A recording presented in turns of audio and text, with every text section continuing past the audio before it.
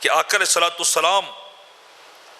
بار بار یہ دعا مانگا کرتے تھے، مالک مجھے رونے والی آنکھ عطا کر دے، مجھے رونے والے نین عطا کر، مجھے وہ آنکھ دے جو ساون کی طرح تیری بارگاہ میں برسنے والی ہو، مجھے وہ آنکھ دے جو تیری بارگاہ میں آنسو بہانے والی ہو، مجھے وہ نگاہ دے جو تیرے بارگاہ میں خوف زدہ ہو کے رو رو کے التجا کرنے والی ہو، مجھے وہ آنکھ نہ دے جو تیری بارگاہ میں رونے والی نہ ہو۔ یہ دعا میرے آقا مانگی کرتے تھے۔ باری تعالیٰ اس وقت کے آنے سے قبل جب لوگ تیری بارگاہ میں پیش کیے جائیں گے، اس دن کے آنے سے قبل باری تعالیٰ جب آنکھوں سے آنسو خشک ہو جائیں گے،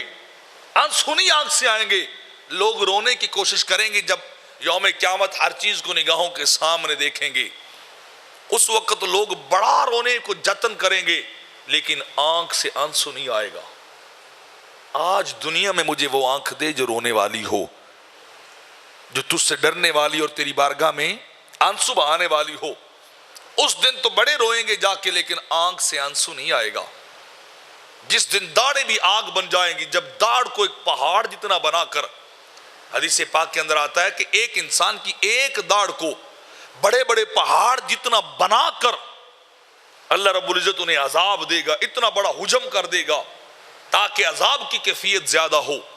میرے آقا فرماتے جس دن وہ داڑھیں پتھر اور آگ میں ڈالی جائیں گی، پتھر بن جائیں گی،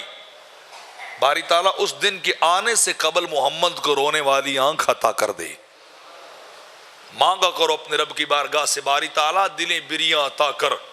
چشم گریاں عطا کر،